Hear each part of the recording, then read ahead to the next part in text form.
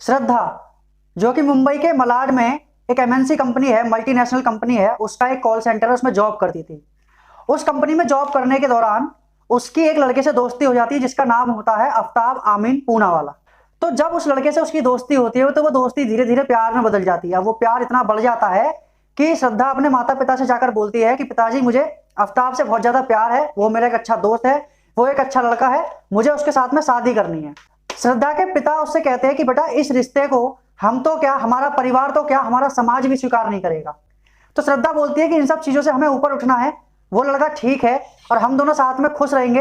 अगर आप लोगों को अब हमारे प्यार से दिक्कत है या हमारे साथ रहने से दिक्कत है तो हम ये शहर छोड़कर, ये घर छोड़कर चले जाएंगे, लेकिन हम दोनों साथ में ही रहेंगे। एक लड़की अपने माता पिता से नाराज होकर वो शहर छोड़कर 1500 किलोमीटर दूर दिल्ली में आकर रहने लगते हैं। दिल्ली में एक इलाका है मेहरौली, मेहरौली में D93/1 फ्लैट नंबर में वो दोनों किराए पर रहने लगते हैं। यहाँ पर आने के बाद वो लोग नौकरी ढूंढते हैं, नौकरी जब उनको मिल जाती है तो साथ में रहने लगते हैं। साथ में जब वो रहने लगते हैं, दरअसल आफ्ताब जो है उसके दिमाग में कुछ और चलने लगा था कि उसने ये फैसला लेके गलत तो नहीं कर दिया। इस लड़की के साथ में रिलेशनशिप में आकर के या लिव इन रिलेशनशिप में आकर के उसने अपनी जिंदगी कुछ किसी दूसरे ट्रैक पे तो नहीं डाल दी है। तो वो शादी की बात को टालता रहता था। इसी बात पर उन दोनों का अमूमन झगड़ा भी होते रहता था। झगड़ा इतना ज्यादा होने लगा कि आफ्ताब जो है वो श्रद्धा से बोर होने लगा। तो उसने एक दिन श्रद्धा से कहा कि हम दोनों को अपने अपने घर वापस लौट जाना चाहिए, हमने ये फैसला लेके गलत कर दिया है, हमने ठीक नहीं किया है।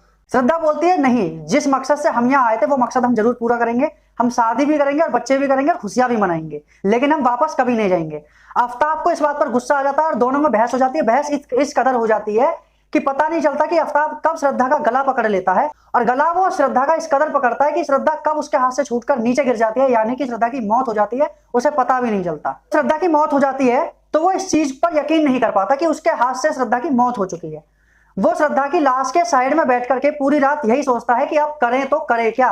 ये दिन होता है 18 मई 2022 का। 18 मई 2022 की रात को आफ्ताब आमीन पूनावाला के हाथों श्रद्धा की हत्या हो जाती है। फिर अगली सुबह आती है 19 मई 2022 की। वो सुबह उठता है, सुबह उठकर तुरंत सबसे पहले मार्केट जाता है। मार्केट में एक शोरूम होता है इलेक्ट्रॉनिक का, जिसका नाम होता है तिलक इलेक्ट्रॉनिक शोरूम, जहां पर वो काफी सारे फ्रिजों पर नजर डालता है, डीप फ्रिज पर।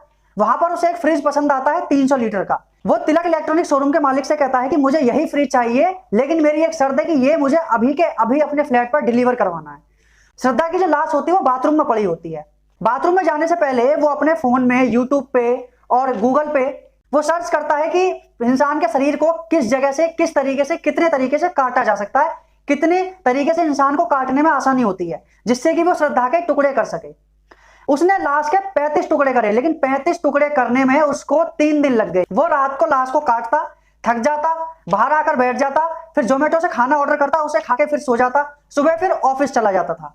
ऑफिस से आने के बाद फिर शाम को श्रद्धा के टुकड़े करता, फिर फ्रिज में रखता उन टुकड़ों को, और रात को 2 बजे उठकर अपने पिट्ठू बैग में श्रद्धा की लाश के 2 टुकड़े रखता और रात को कहीं सुनसान, यानी मेहरौली और गुड़गांव के बीच का जो रास्ता है वो सुनसान है। जब उसको ये कंफर्म हो जाता था कि हाँ, इस रास्ते पर कोई भी नहीं आ रहा है, पूरा सन्नाटा है, तो वो झट से अपने बैग से 2 पॉलिथीन निकाल करके श्रद्धा के लाश के टुकड़ों की और वो जंगल में फेंक देता था।